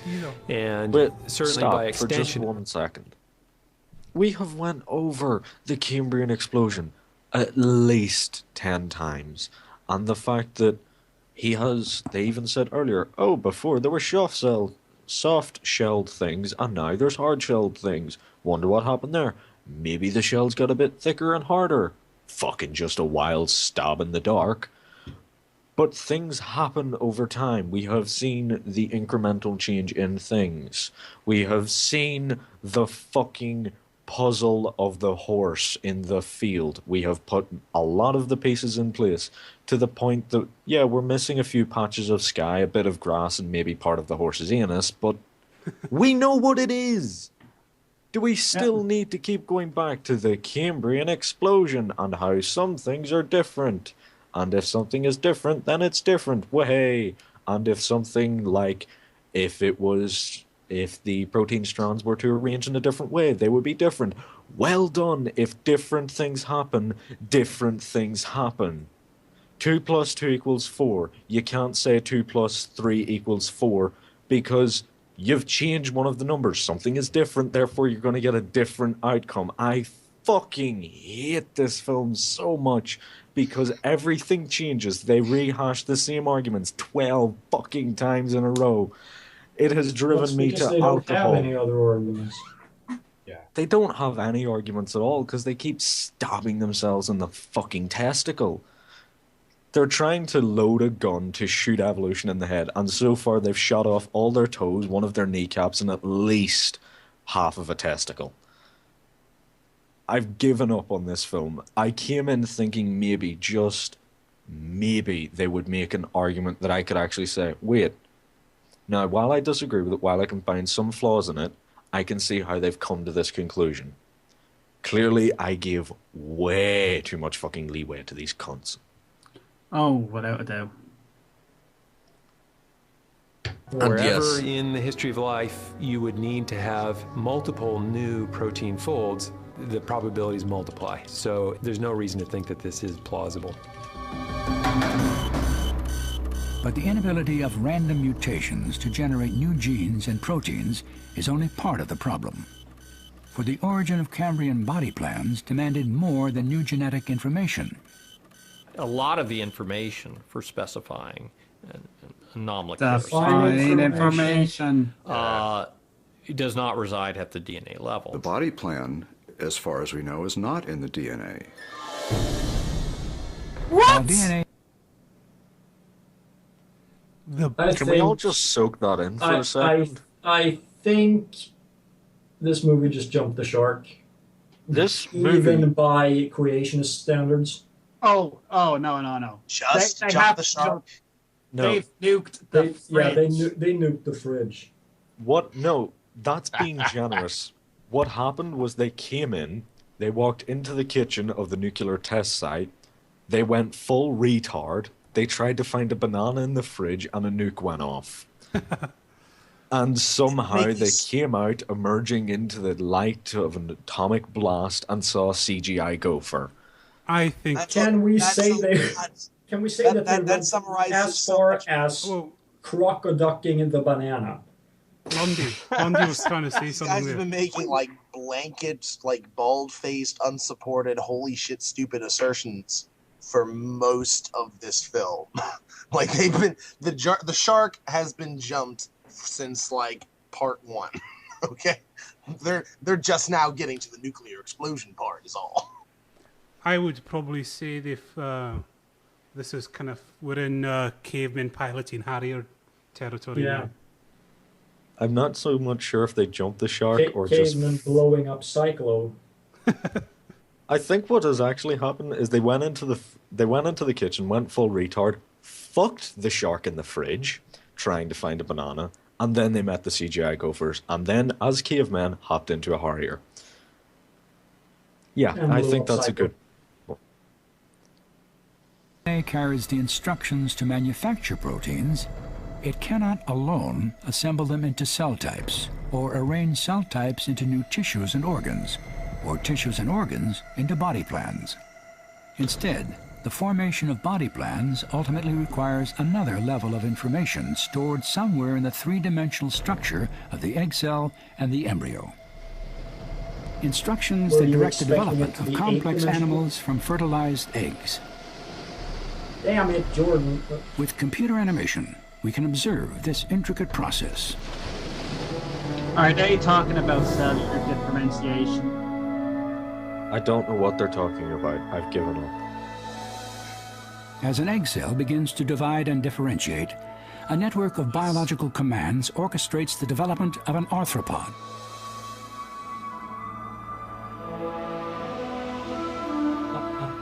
After several stages of division, dozens of new cells align against the outer membrane of the egg.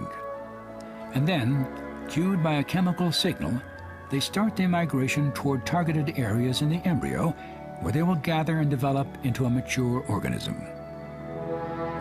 Using the magic of chemistry. The cells steadily increase their numbers and align, like members of a marching band, into patterns that will form the tissues and organs, head and legs of the growing embryo.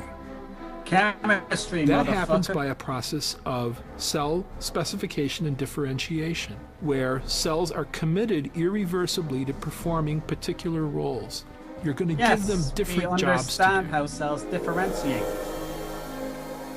You're going to be part of the locomotory system of this organism. You'll be an eye, you'll be a gut, and so forth. Due to the To chemical me, that's an signals it absolutely receives during astonishing development. process, but it works. Chemistry And what it builds cycles in you biology, is motherfucker. different kinds Do of you organisms understand it? depending on the instruction set that's provided. So there is an organismal blueprint, an ultimate point that the embryo hones in on and is attracted to and eventually embodies. That foresight, that Stop. This just hit Jordan level stupid. Really? That sounded like a lot of word salad. Did he say that the embryo is attracted to the lump of cells and then it goes in and embodies the lump of cells? Yeah, and there was something about foresight as well in it. So the embryo isn't the blob of cells. The embryo is already there on some thought realm frequency, and I guess a space Jew puts that thought realm frequency into the actual organism, and then it becomes the embryo. Does anyone in this film know anything about epigenetics, about how gene expression works? I tried giving them credit before you heard the breakdown. Methylation, histone modifications, that kind of stuff. You know, we can quite easily analyze that. My own lab. Seriously, the guy just implied that the embryo isn't the organism that's being built, as it were.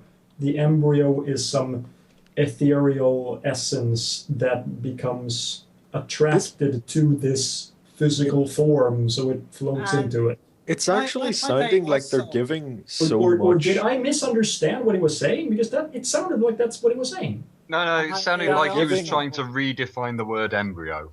Yeah. I also, even the animation, it gives a misleading, it gives a very misleading state of affairs here, because it looks like this is just assembling outside. Just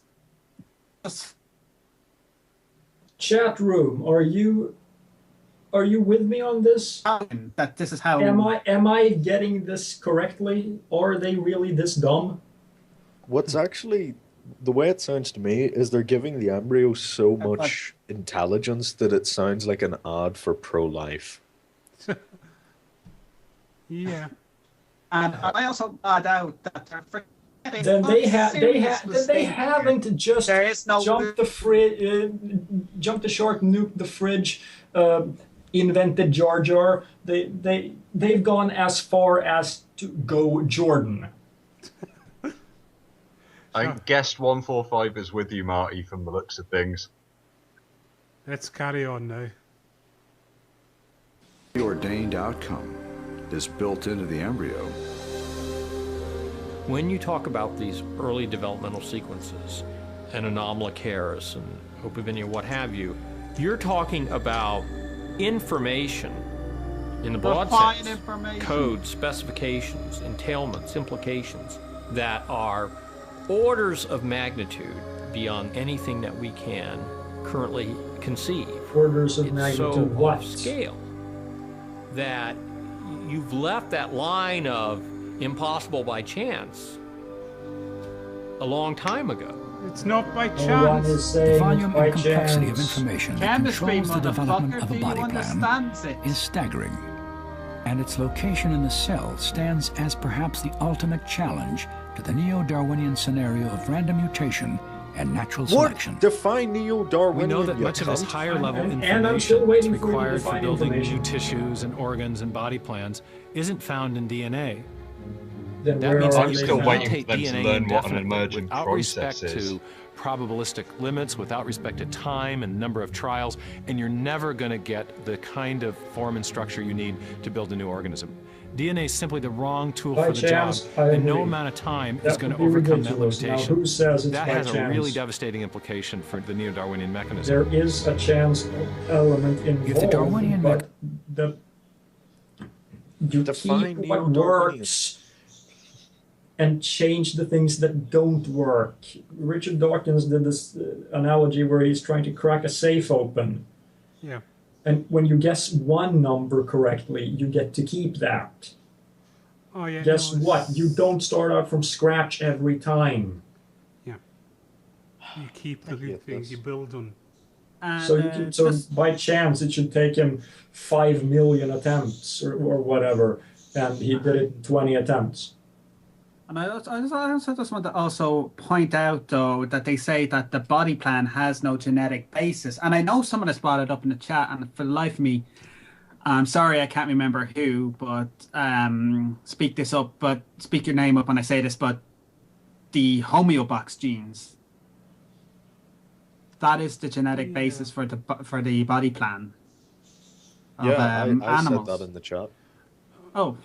And it's also one of the guests has brought this up about this documentary that they've farted around for the first 2/3 of this. Not saying anything too bad, but I think that was just to lure the viewer in, and then they just hit you with the bullshit at the end. Yeah. Yeah. And Ketch, no, I didn't say that. I just wanted to look smart for a second. mechanism cannot explain the origin of the information necessary to produce the Cambrian animals, is there any other cause that can? Define information. For more than 20 years, Stephen Meyer has explored this fundamental mystery. In August 2004, Meyer published several of his conclusions in a peer-reviewed journal affiliated with the Smithsonian Institution. His essay triggered a firestorm of controversy that jeopardized the career of the journal's editor, evolutionary biologist Richard Sternberg. But why did a technical paper on the origin of animal body plans evoke such heated response? Because it was shit. Maybe it was stupid. Have you considered that? Because he killed a panda. As kids can know, you can sometimes submit a paper and it'll get slaughtered. Just because it gets published doesn't mean it's A-OK. Peer review is just the first step. If we think of peer review papers like books, anyone can get a Wakefield book. got peer reviewed. Yeah, but think of it in terms of this way. If you're having trouble with the concept of a paper being published and then being harassed, anyone can get a book published if they're... I mean, hell, fucking... I'm fairly sure Neff has a book published. Brett Keane managed to get some. Brett Keane has a book published. You can get a book published, even through some of the big publishers. And All it you can need be, is an idea that will sell. and it can be utter shite. Case in point, Twilight, sold like fuck, slated even more. It can be published and then be attacked. Yeah. And I just want to also add, just build on Pumpkin's point there, is that you can get something published if you're willing to drop your standards low enough. You can go to Nature, they will reject you. Okay, I'll go down to another one. I'll go down a lower one, a lower one, a lower one, a lower one, a lower one, and what you know, before too long you're in front of you're on the front cover of Creation Today. No, I feel spoiled. I feel dirty. I need to I shout. want to subscribe to that. Anyway, shall we try and get to the end of this piece of shit? Haven't we already? But if I ever get a scientific career, For many people, the problem with my paper was simply the creationist conclusion. journal. I not only argued that the Darwinian mechanism could not explain the origin of the new form and information that arises in the Cambrian, Define but I also information! argued that there were critical features of that explosion that pointed to the reality of a designing intelligence in the history of life. Oh, really?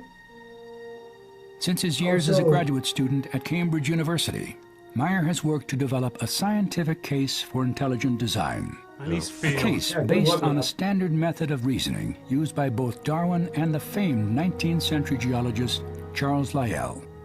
Lyell insisted that the best explanation for an event in the remote past was a cause known from our experience to produce it. A presently acting cause, one now in operation. The present is the key to the past. That was Lyell's dictum. It's standard historical scientific methodology. If you're trying to reconstruct what happened in the remote past, we should let our present experience of cause and effect guide our search for the best explanation. He wasn't entirely This reasoning correct. helped focus Meyer's conclusions about the origin of information. What's The light information? came on for me because I realized it's not that hard. What you're looking for are causes which are known to produce the kinds of effects you're trying to explain. I asked myself the question, what is the cause now in operation that produces new Evolution. information, whether it's digital code or whether it's hierarchical information in the form of a blueprint? Where does that kind of information come from? But that's we not know the kind of information that's relevant here. We're talking about the chemical information stored in DNA. We know from our in the experience, form from our of uniform and repeated chemicals. experience, which is the basis of all scientific reasoning about the past, that information always comes from an intelligent source. So when we find information in the So you Cambrian have animals, immediately when we declared realize DNA is not information then. that large infusions of new information are required to build those animals, the most natural thing, the most logical thing to conclude is that those animals owe their origin to an intelligent source, that the information required to build them in turn This is must have kind come of from an like a intelligent... circular argument. So you're, because you're presupposing that DNA was intelligently designed because otherwise it wouldn't be considered information. he's defined, he's subtly defined information in such a way that in such a way that his definition of information would not apply to DNA. He's assumed that he's I've actually had a Let's see if slight I thought. made a video addressing this. I just can't remember exactly how I said it. The argument is that anything that has information must have been intelligently designed. DNA has information, therefore DNA was intelligently designed. Well, what is information? If the definition of information implies that all information must be intelligently designed, then this argument becomes circular. Because at some point when you say that that DNA is information, you're already there in that premise, stating that it was intelligently designed, and then the conclusion is that it was intelligently designed. So you have a circular argument.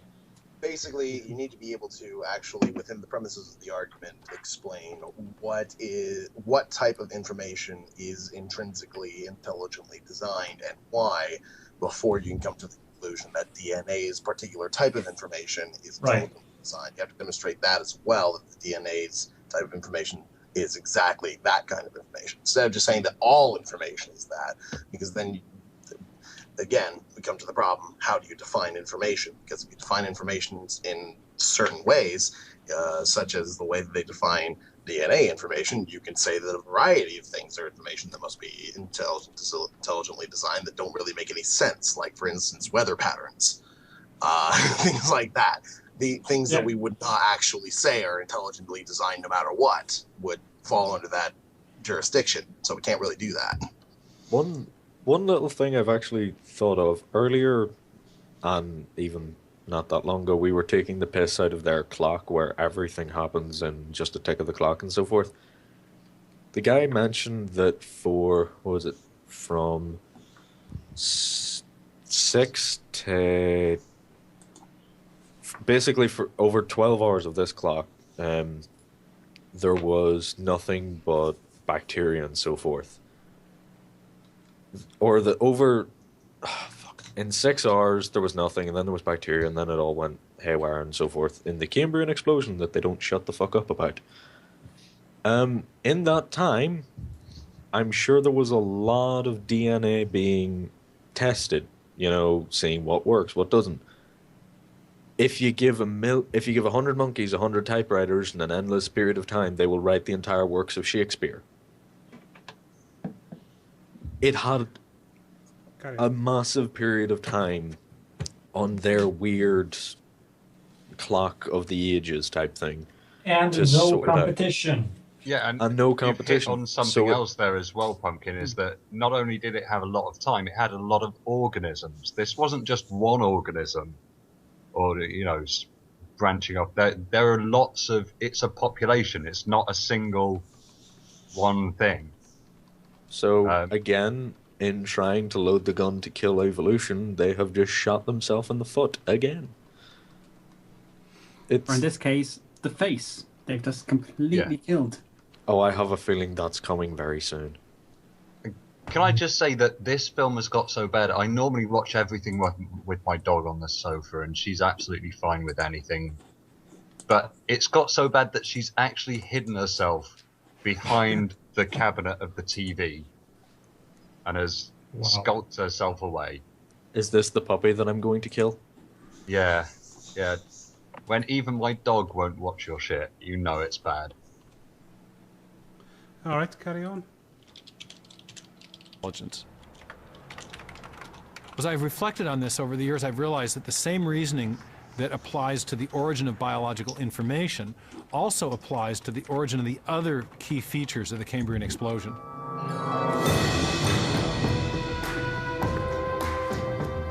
The sudden top-down appearance of the phyla during the Cambrian explosion defies the simple to complex pattern of development that Darwin predicted. In Darwin's picture, you'd have little differences accumulating to big differences. The top-down picture turns that on its head. You find first you get new phyla, and then you have some variations on those themes over time.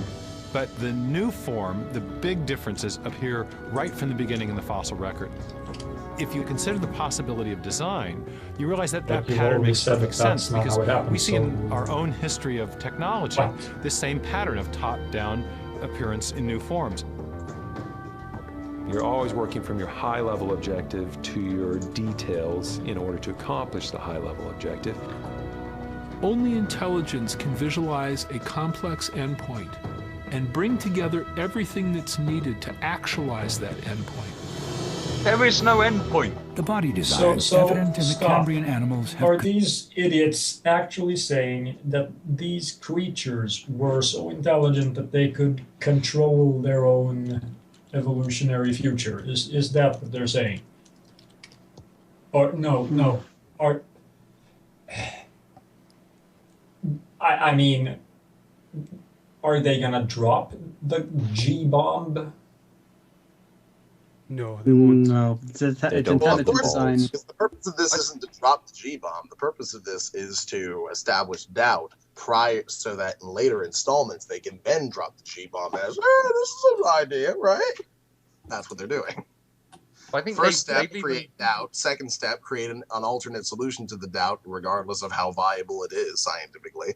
And then third step, try and convince people that alternate solution is actually better somehow.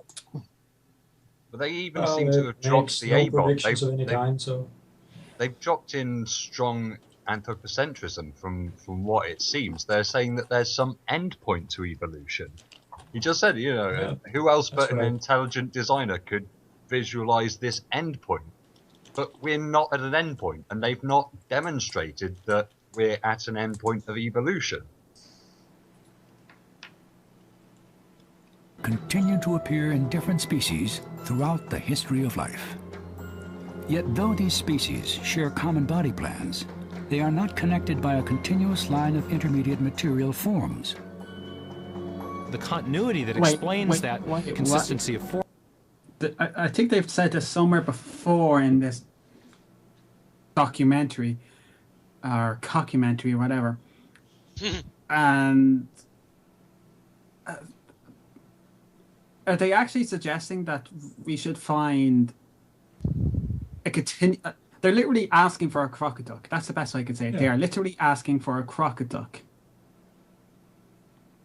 What the honest to God. And then if that's what they're looking for, they can drop the intelligent design pretense. These people are creationists. Yeah. Funded by Ray Comfort. Yeah. Form through time is the continuity of an idea. So when we see in the fossil record the same basic idea popping up over and over again, that suggests that a mind has played a role in the origin of that form, of that body plan organization. How? Design systems also display another distinctive feature. Imagination. They're comprised of a network of complex and precisely organized component parts. You could speak of these in terms of a nested hierarchy. You have the very high level parameters that specify the whole project goal. Below that, you have layers and layers of more detailed parameters that are needed in order to complete the whole project. As an example, resistors, capacitors, and have just come out right now, just flat out said it's an intelligent designer. Even if we were to grant all of the absurd points that they've made before this, trying to raise doubt, it still does not follow that a magic man done it. I don't understand. I'm confused. I don't know. Magic man. That makes me feel good. That's just been this entire film. Yeah. Can we get like a progress report? How far are we into this fucking thing? We've only got a few minutes left. Thank fuck for that. Because I really need to go to bed. I got to get up early. So. Yeah, this has been going on for like 3 hours. 3 hours now. Just coming up for the third hour now, so Three. it's almost over. Yeah, let's finish this. transistors are each made from specifically arranged materials. These components are then assembled to form integrated circuits. Circuits are arranged to build computers that are then arranged into networks of computers. So at each level, there is a specificity of arrangement that's provided in turn by the intelligent designer, the engineer, that keeps the whole system working. But what you have in biology is something very similar. In living systems, genes code for proteins, which are organized to form distinctive cell types, which are arranged to form tissues and organs, which are assembled into body plans, including the plans that arose during the Cambrian explosion. We know of only one cause in the entire universe that can produce that kind of hierarchical arrangement of form and structure and information, and that cause is intelligence. This is the kind of thing that minds do. Oh, you almost said it. Undirected You processes almost don't. tripped up. Yeah. Evolution works very slowly, as Darwin saw it, with lots of failed experiments along the way. And one would expect that over millions of years, as sediment is being deposited, I think he's you would referencing all the capture extinct animals some of throughout those history. experiments, some of those is true. linking groups leading to There's a lot of them. the trilobites that he knew all about. So the absence of those forms is profoundly mysterious. But from the standpoint of intelligent design, it's not mysterious at all, because we know that intelligent it's not agents... mysterious according to evolution either. Yeah. We don't have... Everything doesn't fossilize. And it's even more mysterious for intelligent design because you haven't explained anything about the designer or the process of design that it used. Nor have you demonstrated that it could happen. Yeah. Show me fully formed organisms spontaneously generating, and yes, I'm with you. But until you do that, then no. It's a unique privilege that the intelligent design advocates have given themselves. They don't have to explain everything about what they have to do. They don't have to explain anything about their theory or their hypothesis or their guess or their drunken delusion, whatever. But they will then turn around and say, well, you haven't explained this very minute nugget of detail in your theory. That's kind of, what's the phrase? Retarded. Yeah, well, yes, I was going for something else, but yeah, no, that fits perfectly. Can bring things into existence that didn't exist before because they had an idea. They had a blueprint in their minds that they realized in their creative activity. There's no need to tinker through millions of years of evolutionary history if you can actualize a plan at a discrete moment in time. And that's exactly what appears to have occurred in the Cambrian explosion. Let's talk about 100 So I million guess years, or was it 50 million years? your next thing to research would be how this occurred. If then. numerous species I mean, if all you belonging can to say the is it same happened, genera or okay, families the next step have really is how did it happen? Yeah. they started into life all at once, the fact would be fatal to the theory of descent with slow modification through natural selection.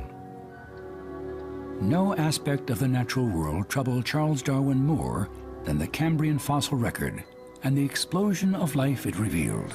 He never mentioned Argumentum ad nauseam. Today, many of the And I don't details care, of this we've moved on remarkable from chapter in Darwin. the history of life still await resolution. We all realized that Darwin had a Yet magnificent modern beard, paleontology, genetics, you know, and embryology have we've cast moved new on. light upon the Cambrian mystery and the origin of complex life on Earth. If you have very different forms of life that appear in a very brief time period with respect to the Earth's history, it certainly has the appearance that design problems were solved and that they were solved elegantly and that they were solved in very many instances. When these forms appeared, it wasn't just one or two rickety, hanging on the edge forms. It was a panoply, a manifold of different body types.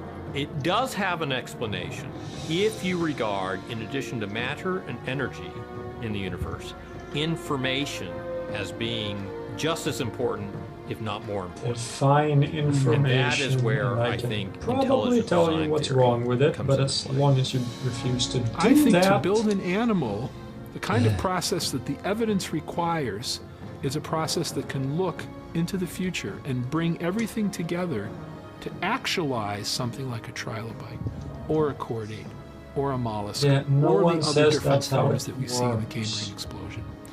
It's going to be a process that has foresight. It's going to be a process that can visualize complexity. It's going to be a process indistinguishable from Chemistry. intelligence. That's not natural selection. That's So we've design. stopped trying to ever substantiate any of this. We're just going to assert it. Yeah. Yep. Fuck this. The film postulation of intelligent so design not only helps to resolve a long-standing scientific mystery, There but is it also more. speaks to a Resolves larger nothing question. because you have Because what we proposed see in the no origin of complex mechanism. life on Earth is not No evidence of just theory. an There is undirected no way to process. make a prediction based Instead, we on see any of evidence your that life bullshit. was designed, that life was planned, that it was intended.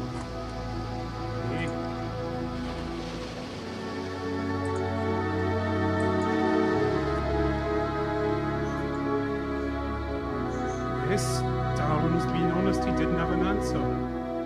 Yeah.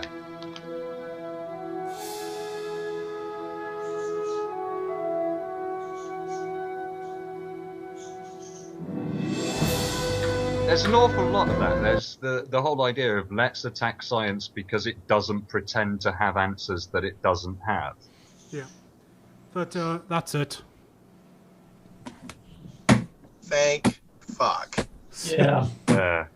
I think that's got to be the worst of the intelligent design ones so far. I definitely came the in most like an hour boring. into it, and we still had 2 hours to go. Yeah. I would just like to say, fuck you, Cal, and everything you stand for making me watch that shit, you cunt. But, you know, at least... I have a request. Next live ponage, we don't do an ID.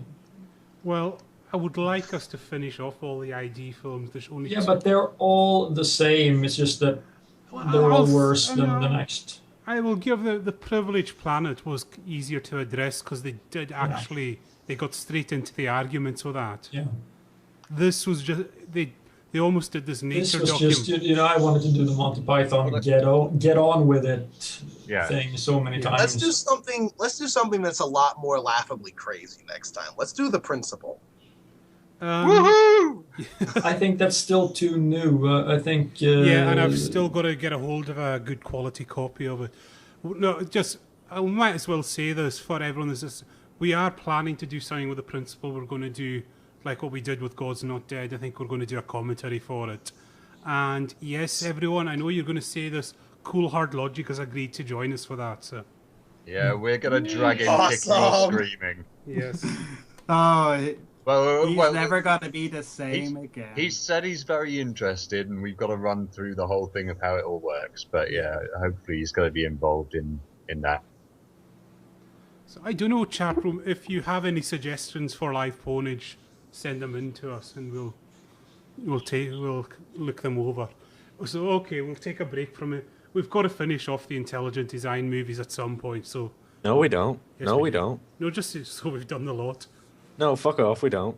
Well, there is the one about birds that I might find enjoyable, seeing as I have birds. There's two left: Flight, the Genius of Birds, and there's the other one, Metamorphosis.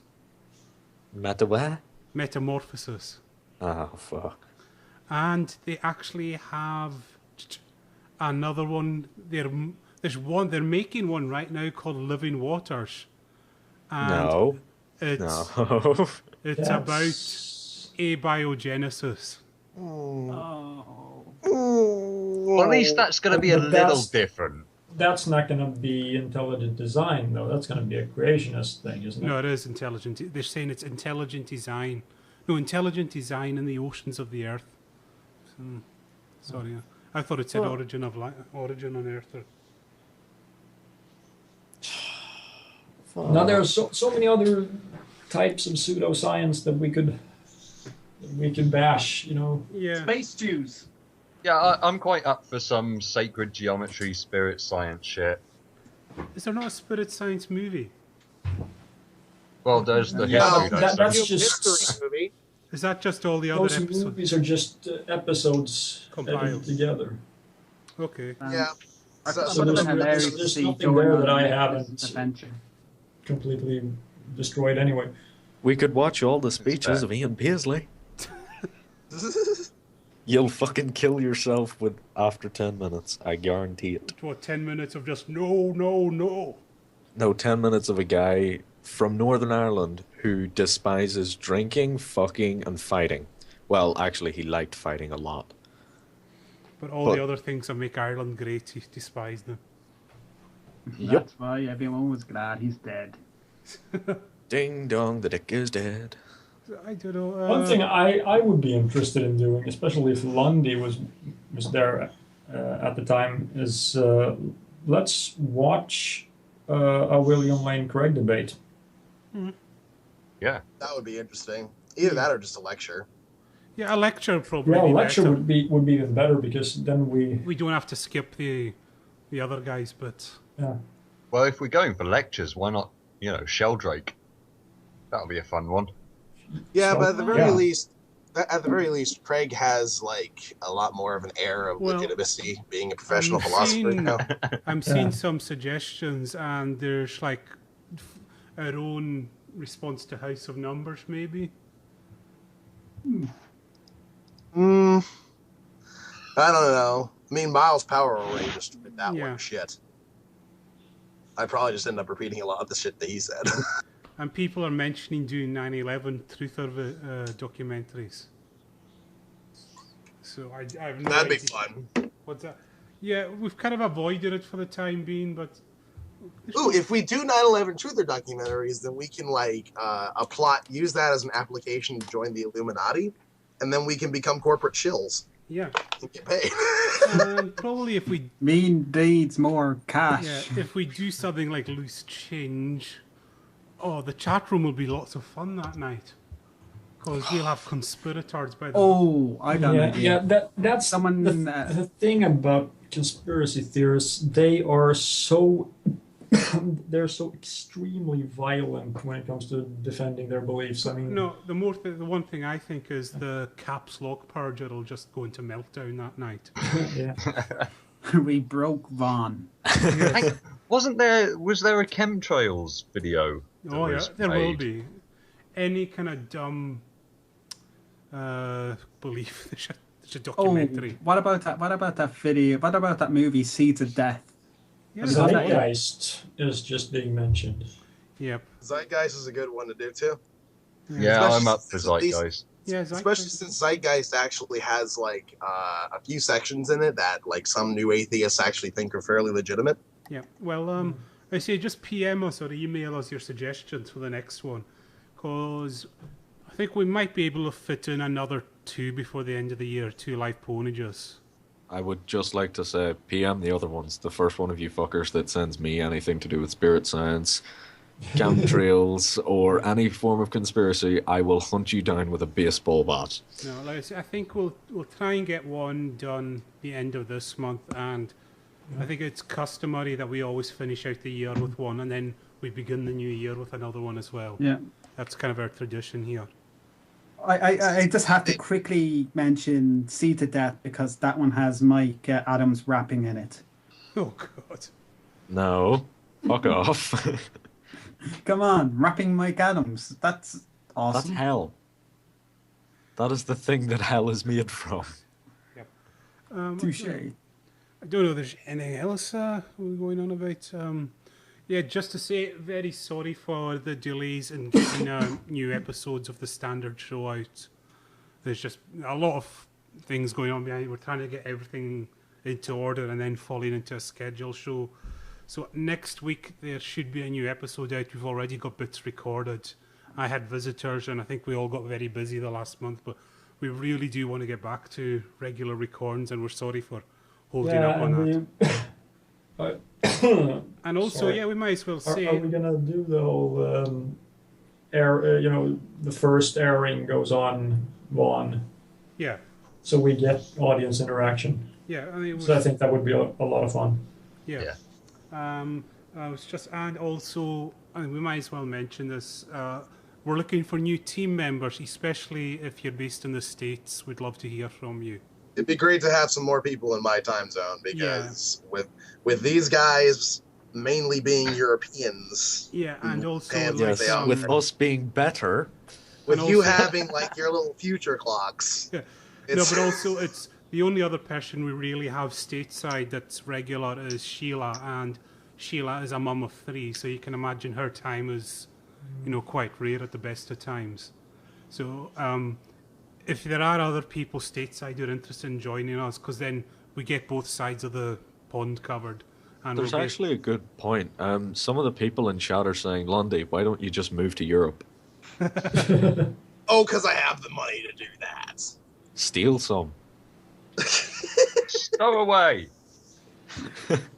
It's very seriously, we are looking to expand the team because we have this problem now with it. It wasn't a big deal when we started doing this, but then people, I don't know, grew up or whatever, got jobs, and all of a sudden it's hard to get them married party. They've got weird things like wives and girlfriends and all that kind of perverted stuff. But no, honestly, if you're interested, PM any of the team on YouTube and let them know, and we'll have a look at your videos, and then we'll try and get you on Skype. I'm gonna have to check my PMs. Yeah. But also, I'll put in an email address you can get us at in the chat room. So contact@trollingwithlogic.com is probably your best bet. Yeah, that gets forwarded to most of the team. I know what I'll do. I will get together a bunch of drunken farmers and we'll go invading. Oh, did they remove the PMs? We already won with that makeup once before. No, there is PMs, but it's a horrific system now because you have to dig for an hour to find it. Yeah, because I remember Zilla, when you did some animation for us a few months ago, when you were PMing me, I had a bit I would get the notification, but then actually finding the bloody thing on YouTube was another thing. Yeah, they're not very good these days. Yeah. Finding your inbox isn't too terribly difficult because you can find that in your creator studio. You just go to community, and that's where your inbox is. Yeah. But to actually compose a message to people is a lot harder because you got to go to their channel, you got to go to their about page, I believe, and then you have to find the send message button. So just Yeah, but also so just email instead. Just email, same as the flag button. Yeah, you can just email. Just don't get those two mixed up. No, get them mixed up. Entertain me, you little whores. But yeah, if you're stateside, we'd really like to hear from you. We need some more Americans on the show. Yeah, we need some more pets. Lundy, you're not pets auditory. You're more like Connor. I guess it should also be mentioned that Sheila is the only woman on the team, and it'd be nice to have. Yeah, because Sarah she's left for the time being. She said she'll definitely come back soon, but as you all know, having more ladies in the sausage fest would be good. Yes, because then our meetups are less. Hey, this is weird, and more. Hey, let's all fuck. And that's just put off every girl in the chat room. Yes. Except for the ones that we really, really want to show up. The kind of woman that's intrigued by hearing, a massive orgy is the kind of woman you want to take. But yeah, I said send us a PM. We'll have a look at your videos and then we'll hit you up and see what happens. And I don't know if there's any other announcements. I think also for those Marty fans, you do have a Patreon now, don't you? Yeah. Okay, that's good. Getting last time I checked, that was up to $56. Well done. Per video. Oh, what per about video? Crank those motherfuckers out. Yeah, well, people have their limits. monthly caps, so. Yeah, I was just saying microblogging what about Bastard on a Box? Yeah, that's still going. So, I mean, that's how Zilla got in the team. He submitted his Bastard in a Box, and then when we started looking for it, he was just an obvious choice. We enjoyed his Bastard on a Box segment. And I am Woohoo, so happy cheers. that I love that I came up with that name on the fly as a joke, and yet it stuck. As for me debating Jordan, I really don't see that happening because he has no interest in any kind of confrontation. Yeah.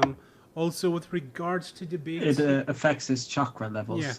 in his groin. with regards to debates, you were happy to host them, but I don't think we're overly keen on it.